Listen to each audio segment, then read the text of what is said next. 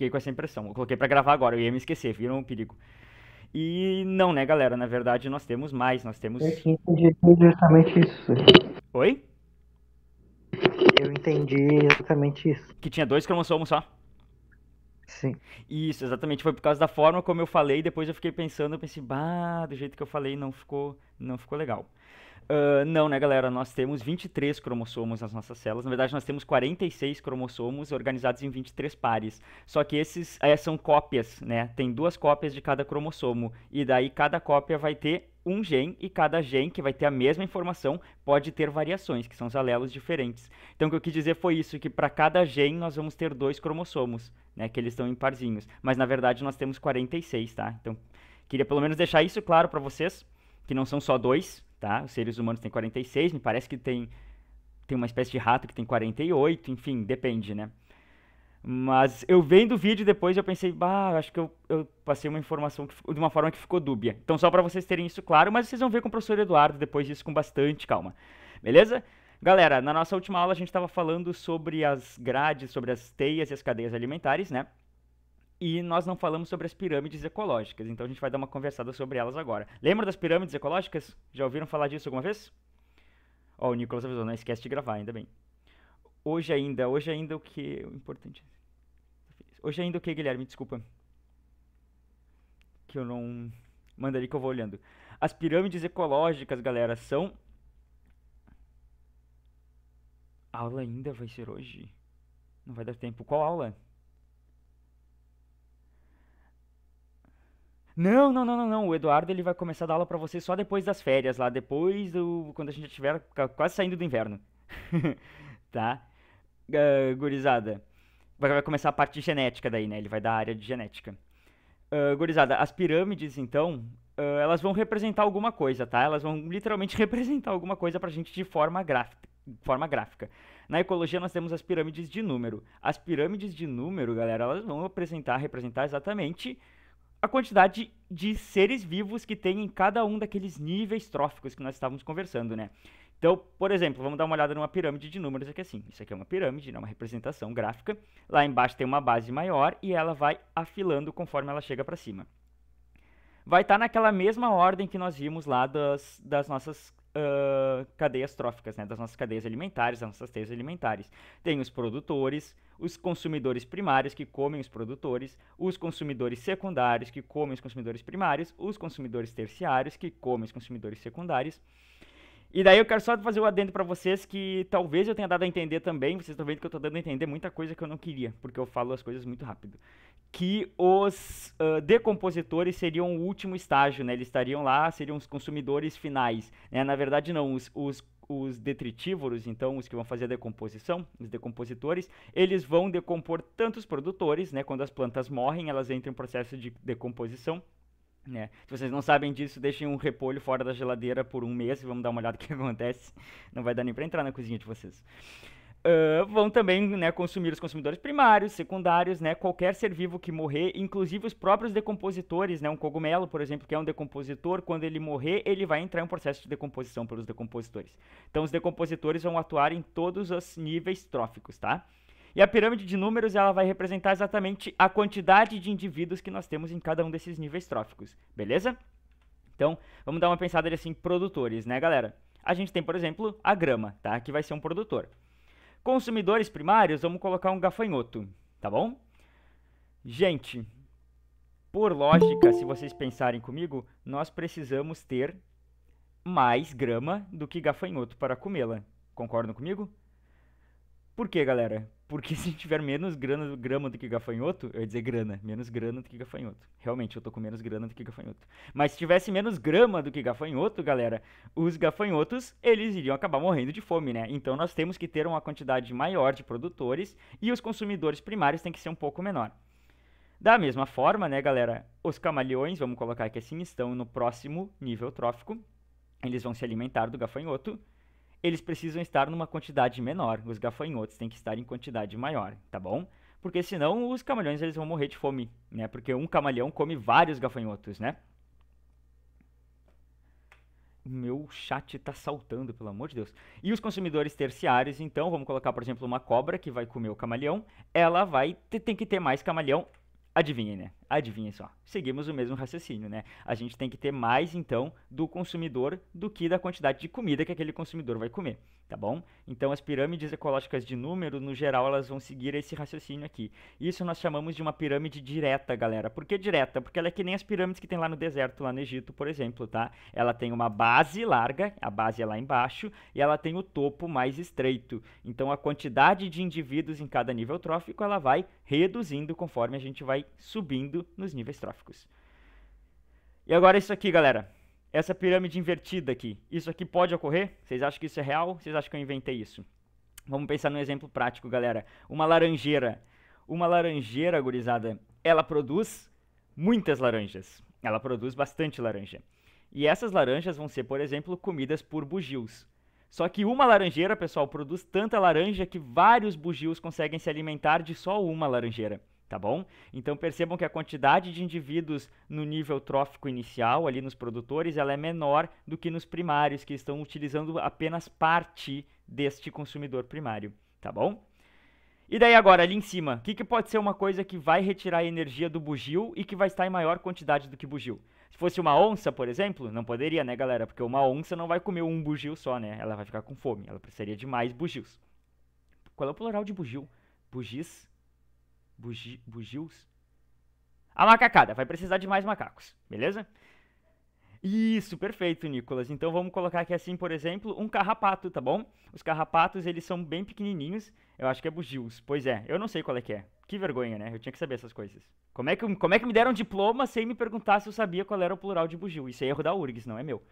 Galera, então o carrapato, por exemplo, tá? O carrapato, um bugio, ele vai poder abrigar vários carrapatos, tá bom? E esses carrapatos vão retirar o sangue dele e vão tirar a energia desse bugio, tá? Então a quantidade de consumidores secundários, nesse caso, ela é maior. E eu não coloquei meu relógio para monitorar o tempo, tá? Eu cuido no celular. E lá em cima, galera, a gente pode ter, por exemplo, uma bactéria, tá bom? Uma bactéria que vai viver dentro desses carrapatos. E daí um único carrapato, ele pode ter várias bactérias, né? Então essa pirâmide nós chamamos de uma pirâmide invertida, tá bom? Ela está de cabeça para baixo, a base é mais estreita e o topo ele é mais largo. E nós podemos ter essa pirâmide aqui também, galera. Onde é que uma pirâmide dessas vai ocorrer? Como, quando, onde, por quê? Vamos pensar, por exemplo, galera, no caso da laranja de novo, tá bom? A gente tem aquela laranjeira produzindo várias frutas. A gente vai ter formigas comendo essas frutas, mas daí várias formigas vão se alimentar de apenas uma laranjeira. Então, o mesmo raciocínio do bugio. Só que daí no próximo nível trófico, ao invés da gente ir para alguém que parasite essa formiga, que viva utilizando essa formiga, a gente vai, por exemplo, por exemplo, para o tamanduá. E o tamanduá vai comer várias formigas, tá bom? Então olha que agora nós invertemos, né? A quantidade estava aumentando e agora ela reduziu de novo, tá bom? E por fim vamos colocar uma onça, né? Que uma onça vai comer mais do que um tamanduá. Então a pirâmide ela pode se apresentar dessa forma para vocês. Nesta forma ela é chamada de pirâmide indireta, tá? Porque ela começa de um jeito e ela termina do outro. Ela não é direta, né? Não é um raciocínio direto nela. Tranquilo? As pirâmides ecológicas de biomassa, galera, agora não são mais de número, elas são de biomassa. Elas vão representar a massa total de seres vivos que nós temos em cada um desses níveis tróficos, tá bom? Então é quanto, falando, não é o peso, é a massa, mas vamos dizer então o peso que nós temos de indivíduos em cada um desses níveis tróficos, beleza? Então, o raciocínio normalmente é da pirâmide direta, né, galera? Se a gente tem que ter mais planta do que gafanhoto, então as plantas vão ter uma massa maior do que gafanhoto, né? Tem que ter mais gafanhoto do que camaleão, os gafanhotos vão ter uma massa maior do que os camaleões. No geral, as pirâmides de biomassa vão ser assim. O que pode ocorrer é isso aqui. É uma pirâmide que seja indireta e de biomassa. Quando que essa situação ocorre, galera? Lembra que nós falamos na última aula daquele negócio que era o fitoplâncton? O fitoplâncton, então, são aquelas algas microscópicas que vão fazer a fotossíntese, então são os produtores dos meios aquáticos, beleza? Esse fitoplâncton, galera, eles são algas pequenininhas que às vezes vão ter horas de vida, ou seja, vão viver, vão fazer suas funções e vão morrer, tá bom? São coisas que vivem muito pouco tempo, o ciclo de vida delas é muito curto, tá? E quem vai se alimentar delas são os zooplâncton, tá bom? Os zooplâncton já são animaizinhos, tá bom? São animais muito pequenos, mas são animaizinhos, beleza? Então, enquanto os fitoplâncton têm um ciclo de vida muito curto, o zooplâncton, por ser um animalzinho, galera, não ser uma alga, ele já vai ter um ciclo de vida mais longo, ele vai ter um ciclo de vida não tão curto quanto das algas. Por exemplo, vocês já viram esse bicho aqui? Esse bichinho se chama krill. Lembra lá do filme do Nemo, que as baleias se alimentavam do krill? O krill, galera, ele é um camarãozinho. Extremamente pequenininho, mas é um camarãozinho, beleza? E o krill, ele tem o krill, ele tem um ciclo de vida bem mais longo do que uma alga, tá? Enquanto essa alguinha vai viver alguns diazinhos, esse krill ele vai viver, por exemplo, sei lá, um ano, vamos dizer. Aí, galera, quando vocês estão fazendo um cálculo de biomassa, vocês vão dar uma peneirada na água e vocês vão medir a massa de algas e a massa de krill, por exemplo. Gente, claro que vai ter que ter mais algas do que krill para esse krill poder se alimentar. Porém, como o ciclo de vida delas é muito curto, numa peneirada vocês vão pegar um monte de algas mortas. E olha aqui, massa total dos seres vivos, não são dos seres mortos, tá bom? Nós não consideramos as algas. Ah, a pessoa não consegue fazer um círculo reto, vocês estão vendo? Pelo amor de Deus. A gente não vai considerar as algas que vierem mortas na peneirada que vocês derem, tá? Então, mesmo que a quantidade seja muito grande, como elas vivem muito pouco tempo, se a gente for fazer um cálculo no geral, a massa que nós temos de algas, de alguinhas, de fitoplâncton, ela vai ser menor do que a massa do zooplâncton, que vai viver por bastante tempo. Beleza? Um círculo reto é ótimo também, né? Se eu fizesse um círculo reto, não, seria um círculo. Perfeito, João. Consumidores secundários, consumidores terciários, tá? Ah, eu coloquei ele só para vocês que quiserem copiar. Vai seguir o mesmo raciocínio depois, tá bom? Vamos, por exemplo, para um peixinho que vai se alimentar desse krill, que vai se alimentar desse zooplâncton, e depois vamos para um outro peixe, tipo esse peixe tigre bonitão aqui assim, que vai se alimentar desses peixinhos menores. Então vai seguir esse... se fosse um círculo reto seria um... Ó, meu círculo reto, que bonito. Seria seria um caminho normal, tá bom? Só que ela é invertida, a pirâmide de biomassa, ela é indireta, na verdade, ela não é invertida, quando nós estamos falando de um sistema aquático, beleza? Isso aí de vez em quando cai como pegadinha pra vocês. Então, uma pirâmide indireta. E daí nós temos as pirâmides de energia, galera. As pirâmides de energia, lembra que nós... Ai, dei uma cotovelada no piano. Vocês lembram que eu falei pra vocês na última aula que a energia ela é unidirecional? Toda aquela energia que vem do Sol, ela vai se dispersando, ela vai saindo para o meio ou vai sendo utilizada por nós, ela vai se transformando e ela não retorna por Sol. Então a energia, galera, ela vai sempre reduzindo dentro dos sistemas biológicos, tá bom? Essa energia ela não desaparece do universo, não tem como ela desaparecer, tá bom? Mas ela reduz dentro do sistema biológico. Então, as pirâmides de energia, as pirâmides de energia, elas são sempre diretas, tá? É impossível de um nível trófico de repente ter mais energia do que o nível anterior. Não tem da onde surgir energia nele, entendeu? Ele não consegue gerar energia. Ele tem que retirar do nível anterior e o nível anterior sempre vai dar menos energia do que ele tinha originalmente. Beleza? Até aqui tranquilo? A gente vai começar a falar sobre as relações ecológicas agora. Vocês lembram ainda da diferença de população e comunidade? Né? A população, então, é quando a gente está falando de todos os seres vivos de uma única espécie, tipo essa nossa população de capivarinhas que está aqui no canto. E a comunidade é quando nós estamos falando de todos os seres vivos que vivem junto com aquela população, né? Então, tudo que vive é assim. Por exemplo, a capivara é um bicho muito de boa, vocês estão vendo? Olha ali, ó. Festa estranha com gente esquisita. É a capivara, galera. Então a gente tem uma comunidade aqui do lado e uma população de capivaras aqui no outro canto, no canto esquerdo. Tá bom? As relações ecológicas, galera, são o que então? Os indivíduos, né, de uma população, eles vão estabelecer relações. Vão estabelecer relações entre si, tá? Essas relações, galera, se elas forem dentro da população, então se elas forem de um ser vivo com outro ser vivo da mesma espécie, nós vamos chamar ela de intraespecífica. Esse intra aqui, galera, significa dentro, intra de interno, tá bom? Então, intraespecífica significa dentro da própria espécie. Se essa relação for de indivíduos de espécies diferentes, galera, então, por exemplo, a capivara com seu macaquinho nas costas, isso aí vai ser... Gente, tá se descendo o chat, o que tá acontecendo com o negócio? essa relação ela vai ser chamada de interespecífica. Inter significa entre, então ela vai ser entre espécies diferentes. Deixa eu ler aqui, Nicolas. Se os fungos conseguem tirar energia dos fungos mortos, eles não precisam de todo o resto da cadeia alimentar para perdurar. Como assim? Não consegui entender, Nicolas. Se tu quiser me explicar ali assim, daí eu te respondo quando tu digitar. Eu vou seguindo aqui enquanto isso. Essas relações, galera, elas podem ser chamadas de harmônicas ou positivas, ou desarmônicas ou negativas, tá bom? Conforme alguém for, vamos falar de um jeito bem simples, conforme alguém for se ferrando ou não for se ferrando no meio dessas relações, né? Então, se alguém for prejudicado, elas vão ser desarmônicas. Se ninguém for prejudicado, todo mundo sair ganhando, elas vão ser harmônicas, beleza? Então, vou ter assim, né? Uma harmônica e uma desarmônica quando pelo menos uma dos envolvidos ele sai prejudicado. Vamos olhar essas relações agora, então. Sociedade, galera. A sociedade é uma relação em que os indivíduos de uma população, ou seja, se é de uma população, são todos da mesma espécie, têm uma dependência comportamental e uma divisão de tarefas dentro daquela população. O que significa, galera? Significa que eles se organizam de uma forma social, a gente fala. Não, eu vou começar pelas intras, tá? Não vai ser aleatório. Então, galera...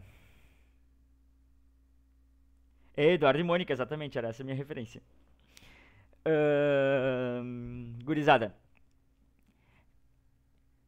Então, o que significa, então? Que essa população ela vai ter uma organização dentro dela, tá bom? Ela vai ter uma quantidade de indivíduos lá nela, e eles vão se relacionar, vão ter funções diferentes, cada um vai fazer uma coisinha, né?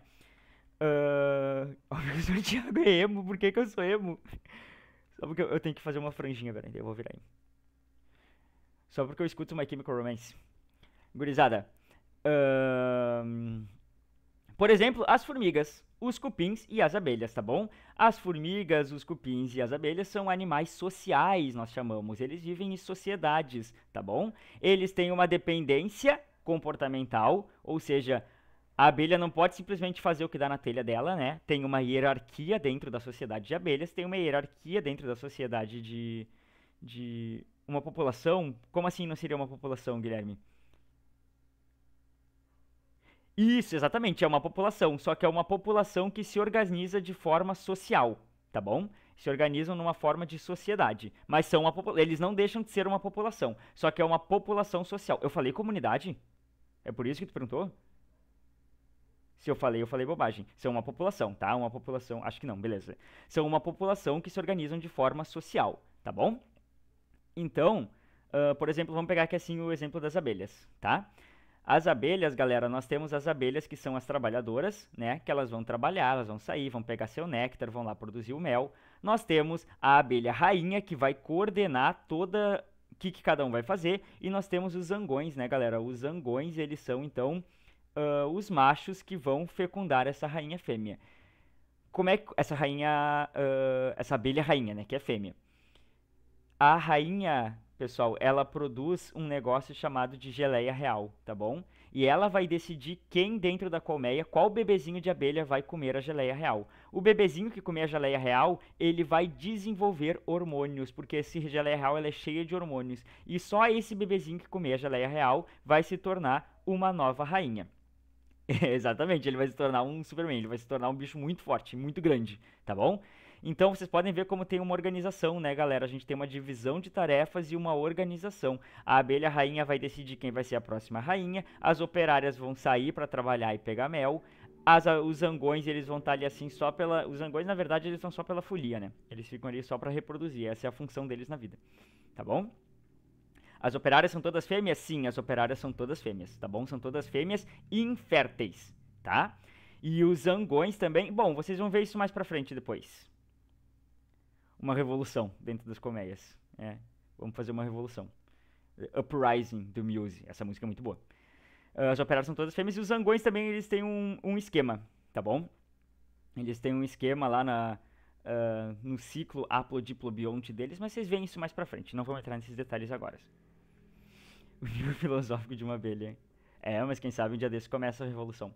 Então, galera, essas relações sociais, elas são relações intraespecíficas, são dentro de uma mesma espécie, ocorrem dentro de uma população, tá bom? E elas são harmônicas, né? Ninguém sai perdendo nessa relação, porque as abelhas constroem sua colmeia, as formigas constroem seu formigueiro, os cupinzeiros comem as nossas madeiras e constroem seu cupinzeiro, tá bom? Então, eles todos vivem em harmonia, todo mundo sai ganhando, tá? Pode parecer pra gente, talvez a abelha operária trabalha mais que a rainha, mas na verdade a forma como elas se organizam é a forma como elas sobrevivem. Ninguém sai prejudicado nessa relação, tá bom? Ela é uma relação harmônica, ela é positiva, vamos até colocar aqui, ela é positiva para todos os envolvidos. A gente pode colocar até mais, tá bom? Gurizada, pra quem gosta de Senhor dos Anéis aí, se vocês pensarem comigo, 4 hobbits, um elfo, um anão, 2 humanos e um mago, seriam uma sociedade?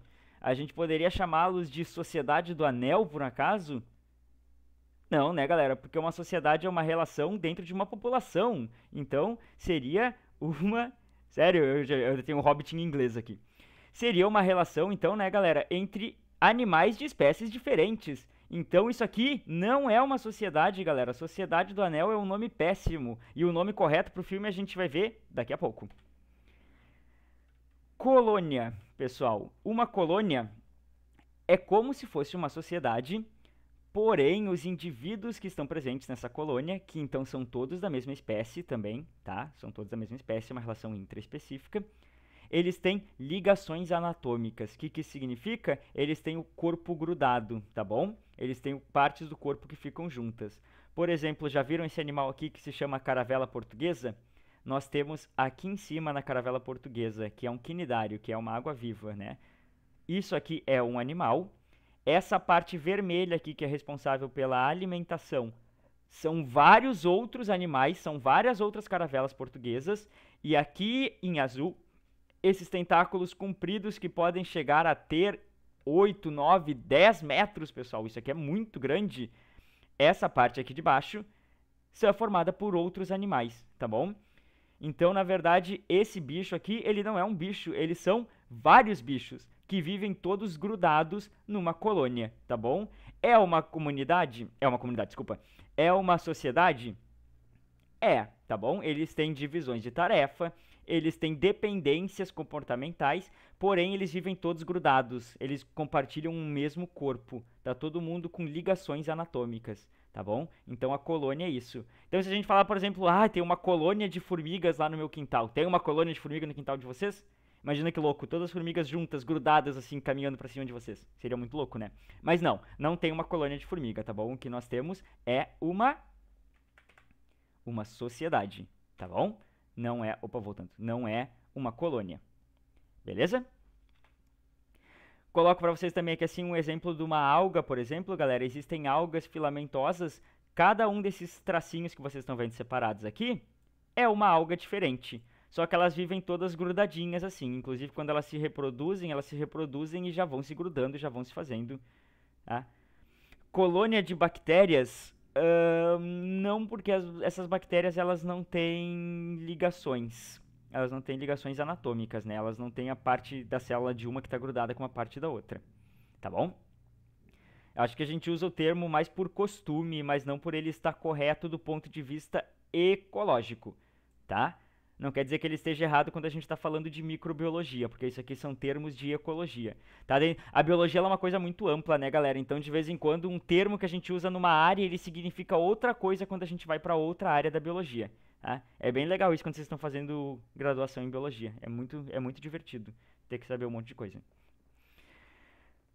Galera, essa colônia, ela pode ser heteromórfica. Esse hétero significa diferente e morfos significa forma, né, galera? Por isso que a gente tem até aqueles deuses egípcios que têm forma metade humana, metade animal, que nós chamamos de antropozoomórficos, né? E nós temos a colônia que pode ser homeomórfica. Esse homeo vem de igual e mórfica, que significa forma, tá? Porque aqui as algas têm todas a mesma forma, são todas homeomórficas, e aqui assim os animais são heteromórficos, têm formas diferentes. É uma relação intraespecífica, tem que ser da mesma espécie para estarem com essas ligações anatômicas, e ela é harmônica, todo mundo sai ganhando nessa relação, né? Ninguém perde. Então, positivo, positivo, todo mundo ganha. Olha meu positivo, que bonito. Agora, olha, eu já coloquei o negócio escrito ali direto, não era pra estar. Canibalismo, galera. O canibalismo, ele ocorre quando o... Não, heteromórfica é forma diferente, tá bom? Eles são da mesma espécie, mas eles têm formas diferentes. Tá? Então, aqui em cima, por exemplo, ó, esse animal ele tem uma forma que é tipo um balãozinho. Aqui embaixo, a forma deles já é uma forma filamentar. Tá? Eles têm formas diferentes, mas são todas caravelas portuguesas, todas da mesma espécie. Canibalismo, galera, é quando um ser vivo de uma espécie vai se alimentar, no caso, vamos falar de animal, né? Um animal de uma espécie, ele vai se alimentar de um animal daquela mesma espécie, tá bom? A caravela, não são unicelulares, são pluricelulares. Tá? São todos pluricelulares, mas são vários, são muitos.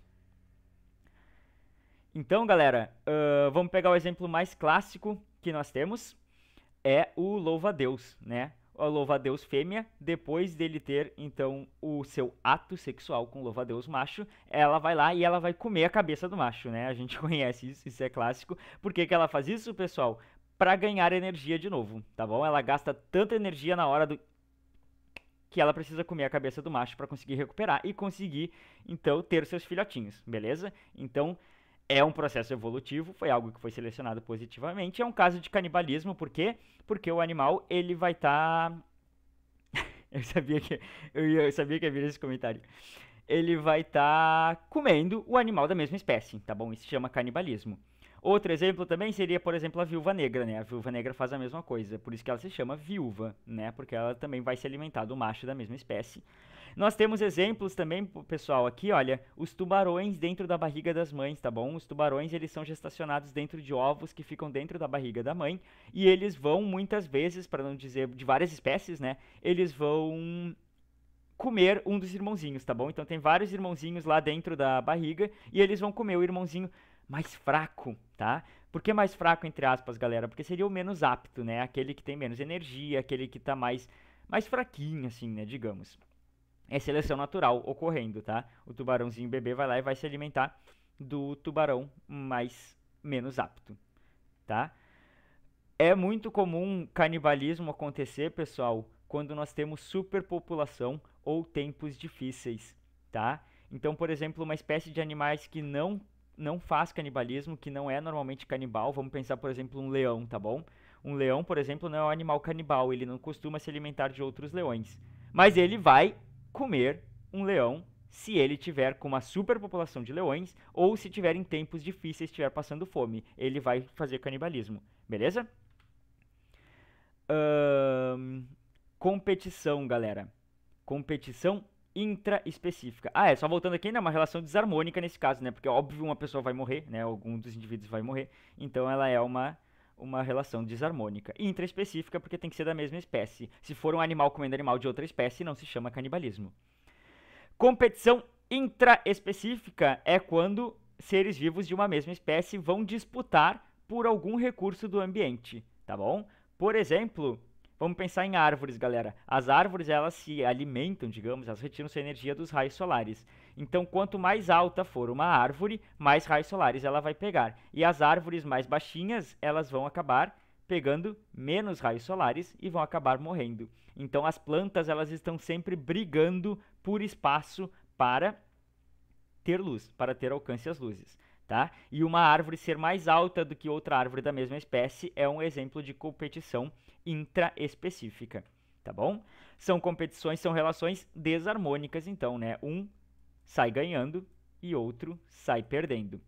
Outro exemplo de competição intraespecífica, galera, seria, por exemplo, um cachorrinho, né? O cachorrinho, a gente sai pra passear com ele e ele vai fazendo xixi em todo cantinho que ele para, né? Por quê? Porque ele tá marcando esse território, ele tá dizendo pros próximos cachorros que chegarem, olha aqui, ó, tá com o meu mijo aqui, ó, não é pra vocês chegarem aqui. Ele tá competindo por espaço, tá? Por exemplo, também os betas, né? O peixe beta, ele também vai fazer isso, né? Ele também vai brigar por espaço com outros betas da mesma espécie.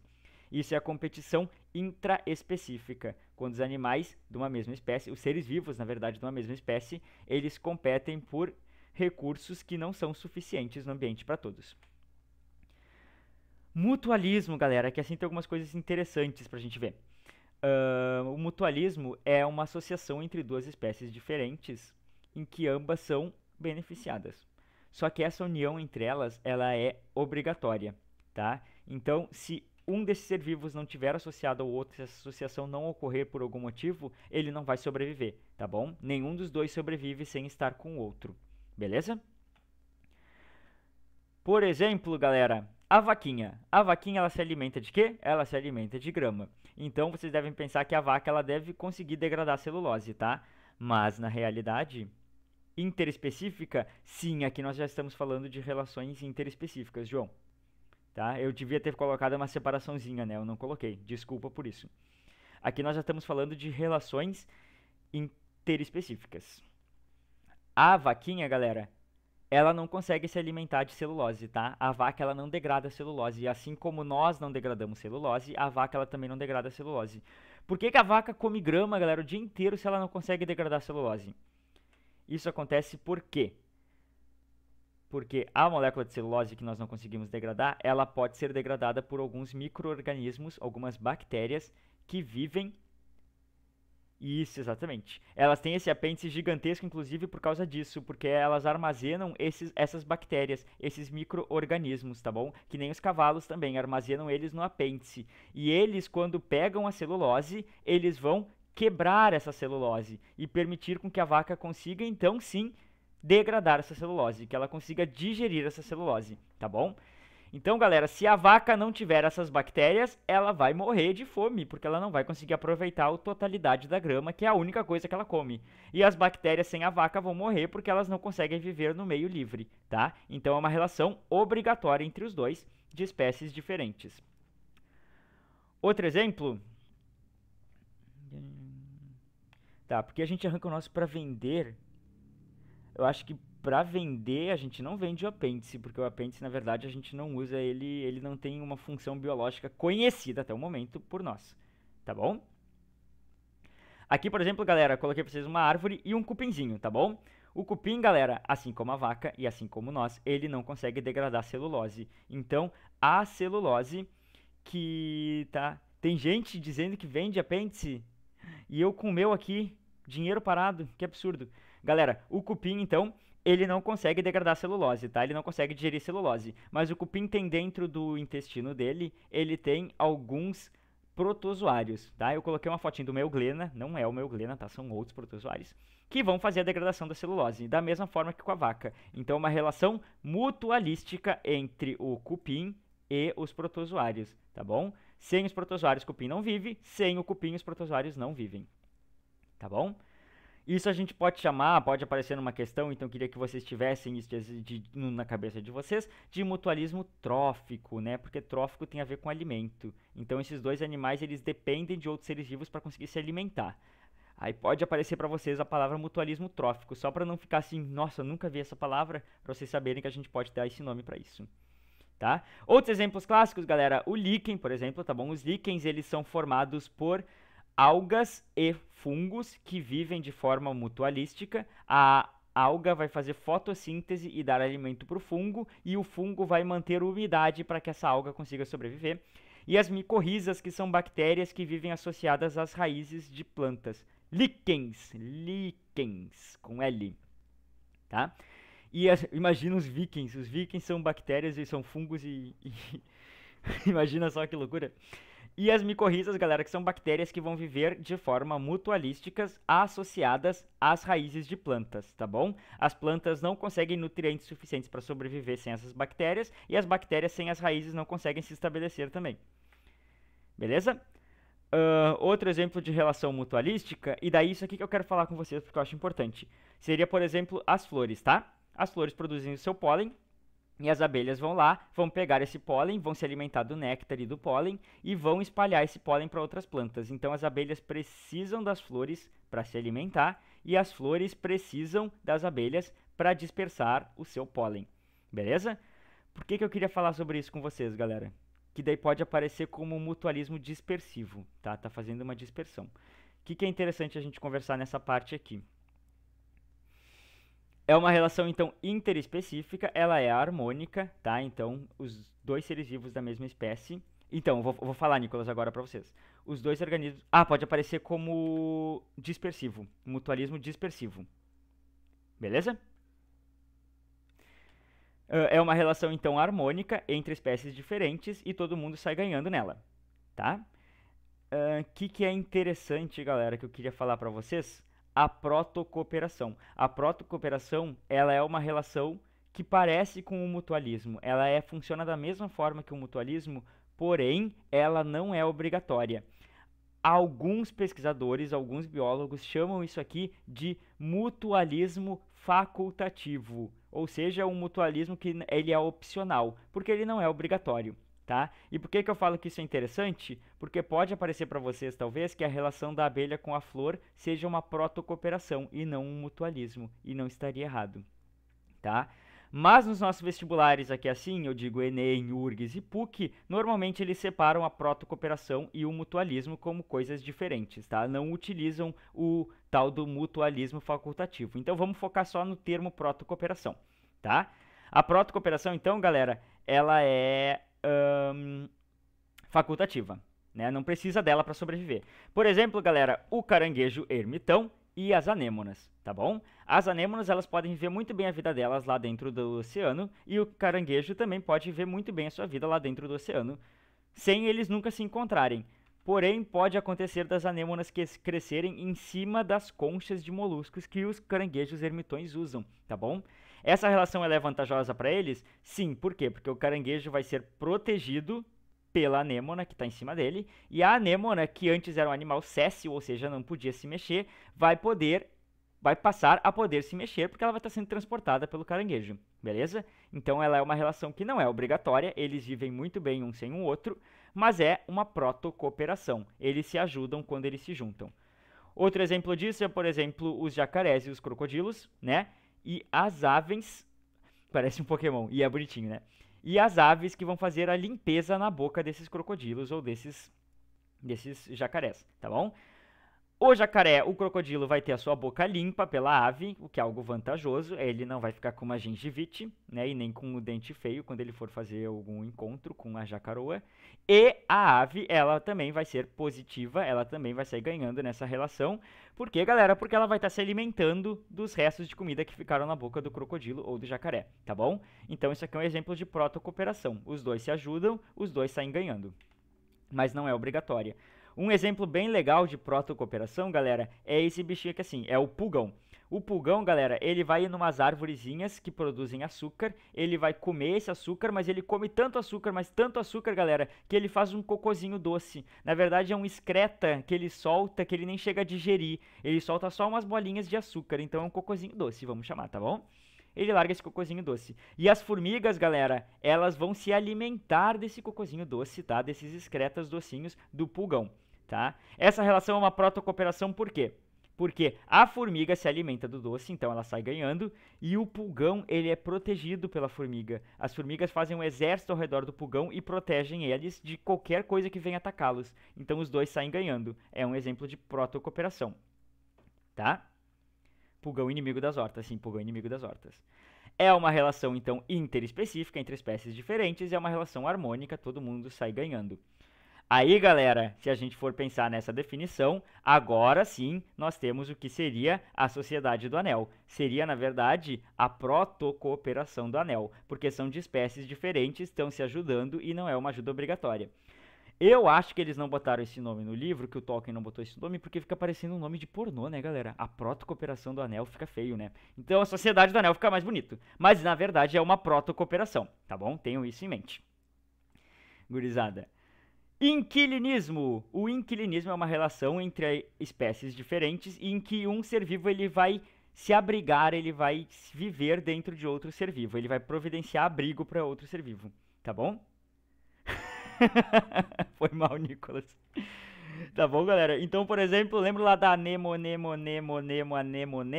A anêmona, galera, dentro dela vão viver os peixinhos palhaço, tá bom? Os peixes palhaço vão se abrigar dentro dela. O peixe palhaço vai ganhar a proteção da anêmona e a anêmona vai ganhar o que do peixe palhaço? Ela não vai ganhar nada, mas ela não vai perder nada também. Então ela é positiva para o peixe palhaço e ela é neutra para a nossa anêmona. Outro exemplo, galera, seria o pepino do mar. Tem um peixinho chamado peixe-agulha que quando ele se encontra em perigo, ele vai se esconder dentro do corpo do pepino do mar. Como que ele vai se esconder, galera? Ele vai se esconder dentro do ânus do pepino do mar, beleza? Essa relação também vai ser positiva para o peixe-agulha, tá bom? Então, o peixe vai sair ganhando, que ele se protege, e vai ser neutra para o pepino, tá? Eu acho que, assim, o peixe se escondendo dentro do ânus do pepino sem pedir uma concessão para ele antes não é exatamente o que eu chamaria de neutra, tá? Mas na biologia a gente vai chamar isso de neutro, então uma relação neutra, tá? O pepino não perde nada, fica neutro e o peixinho se protege. É o inquilinismo. Tem o inquilino que está se escondendo e tem quem está providenciando o abrigo. Outro exemplo disso, galera, é quando uma planta vive em cima de outra planta. Mas vejam bem, vocês já devem ter visto, por exemplo, essas broméliazinhas que crescem em cima de árvores. Mas vejam bem que essas bromélias, galera, elas não estão retirando energia, elas não estão parasitando essa árvore de forma alguma, tá bom? Elas estão simplesmente vivendo em cima dela, para ficarem mais próximas da luz, para ficarem mais para cima, tá bom? Então, não é das costas, Carol, o que? O pepino você tá falando? Ah, isso. Já vamos falar sobre isso daqui um pouquinho mais, Carol. Essa relação é um pouquinho diferente, tá? Ah, da boca do tubarão, Nicole, já vamos falar sobre isso. É outra relação, tá bom? Quando ela é neutra, ela ainda é harmônica, João? Sim, ela ainda é harmônica quando ela é neutra, tá? Ela vai ser desarmônica quando alguém sair perdendo. Tá? É que o chat não atualizou, por isso que eu demorei para responder. Se a planta ela simplesmente vive em cima de outra planta, galera, ela é uma inquilina. Ela não está tirando energia, então não é uma relação de parasitismo, é simplesmente uma relação de inquilinismo, tá? Isso nós vamos chamar de epifitismo. Epi significa em cima e fitos significa planta. Essas plantas são chamadas de epífitas, tá? Elas vivem em cima de outras plantas, mas não retiram energia das outras plantas.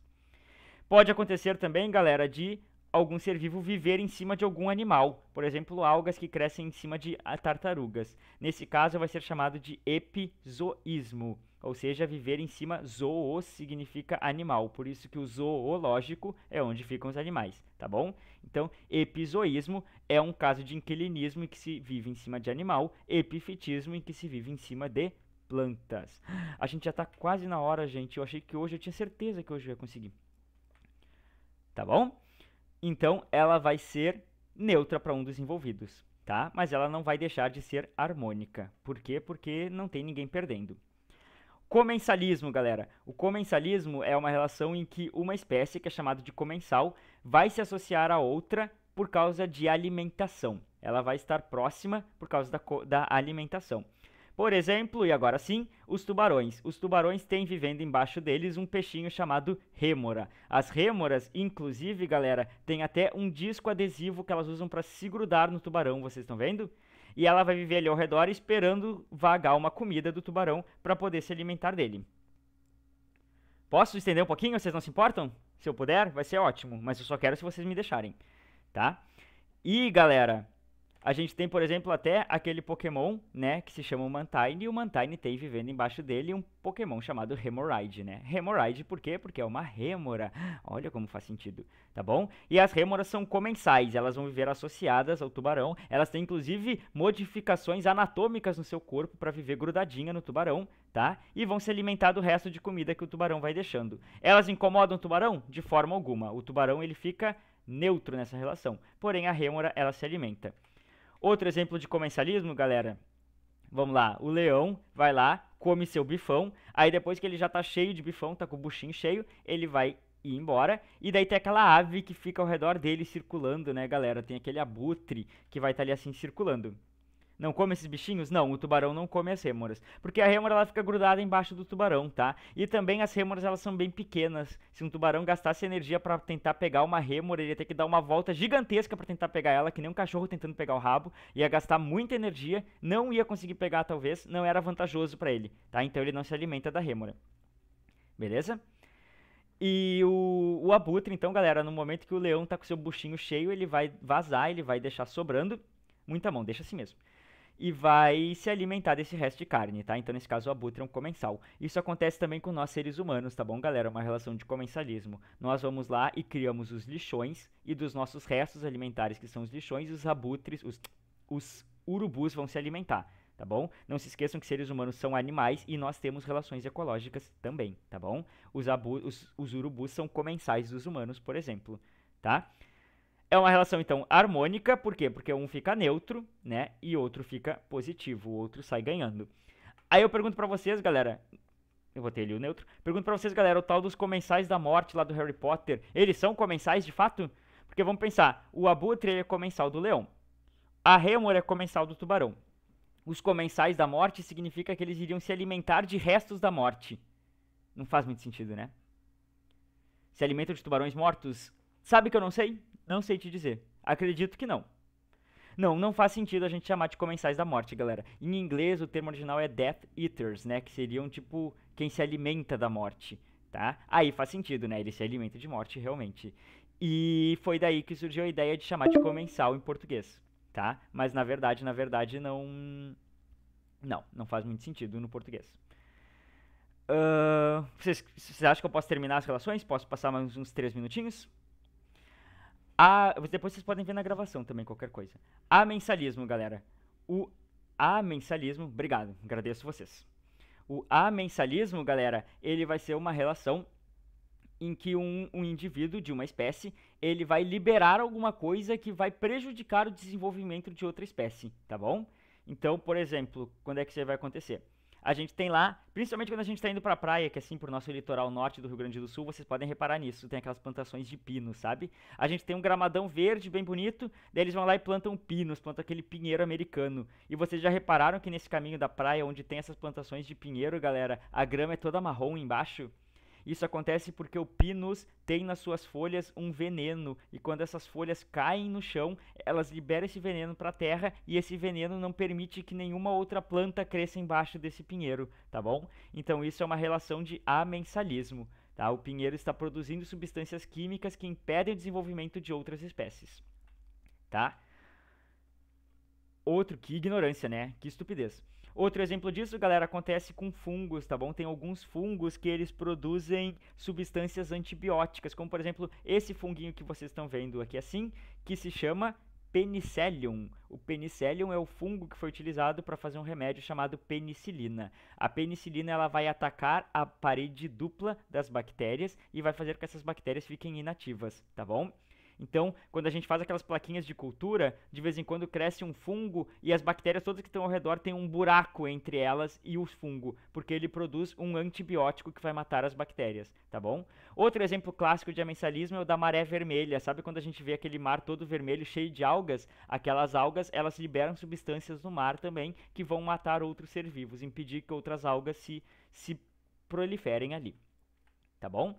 É uma relação desarmônica, então, interespecífica, espécies diferentes, e desarmônica, por quê? Porque alguém sai ganhando, tipo o fungo, que conseguiu mais espaço, mas a bactéria saiu perdendo porque ela morreu, né? Então ela saiu perdendo. Sinfilia, galera, é uma relação que ela também é chamada de esclavagismo ou escravagismo, tá? O que significa? Significa exatamente isso, escravagismo. Tá? Uma espécie, então, ela vai fazer outra espécie de escrava, tá? Ela vai se aproveitar de outra espécie. Por exemplo... Ai, olha, o senhor tá louco, colocou de novo o pulgão. Mas o que acontece, gurizada? Essas formigas, elas gostam tanto de comer esse cocôzinho doce que elas chegam perto do pulgão e começam a bater nele com as antenas para estimular que o pulgão faça o cocôzinho doce. Vocês acreditam nisso? Então ela acaba escravizando o pulgão. Ela acaba fazendo com que o pulgão esteja fazendo seu cocôzinho sempre para elas, tá? Então, além de ser uma relação de protocooperação, acaba sendo também uma relação depois de um tempo, escravagista, tá? Que daí na biologia a gente chama de sinfilia pra quê? Pra se cair no vestibular sinfilia, vocês não lembrarem o que é, porque eu também de vez em quando não lembro o que é sinfilia, tá? Então é só de sacanagem mesmo. Relacionamento abusivo, perfeito. É um relacionamento abusivo mesmo, tá? Outro exemplo disso, galera, é o que nós fazemos com as abelhas, né? A gente pega as abelhas, coloca elas dentro de casinhas de madeira e obriga elas a produzir mel pra gente. Tá? Então nós, seres humanos, temos uma relação de sinfilia com as abelhas. A gente escraviza elas. A gente obriga elas a produzir sua colmeia, a gente vai lá e tira os favos e pega o mel e elas têm que fazer de novo a colmeia. Tá? Não se esqueça que seres humanos são animais e têm relações ecológicas. Uma relação desarmônica, né? Nesse caso, alguém sai perdendo e alguém sai ganhando. Tá bom? O escravo sai perdendo e quem escravizou sai ganhando.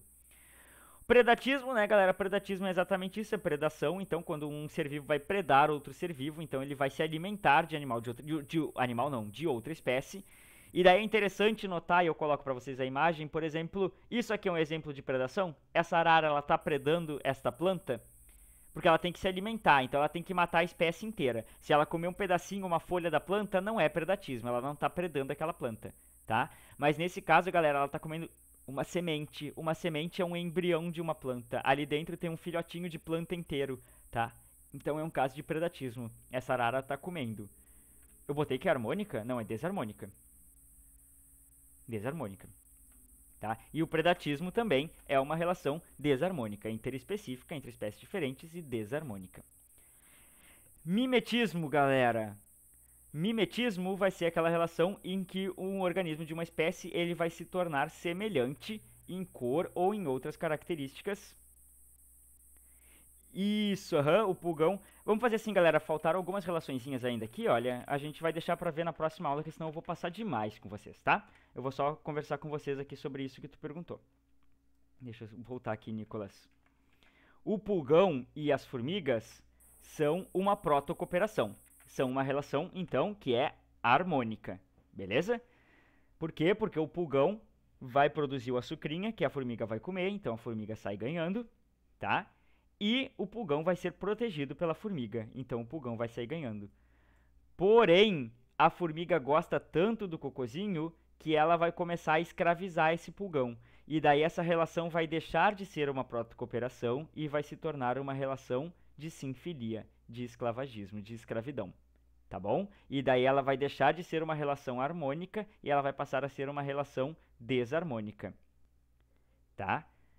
É que ela começa de boa e depois ela vai ficando. Que nem num relacionamento abusivo, como vocês colocaram ali, né? Começa de boas e depois vai ficando não de boas mais.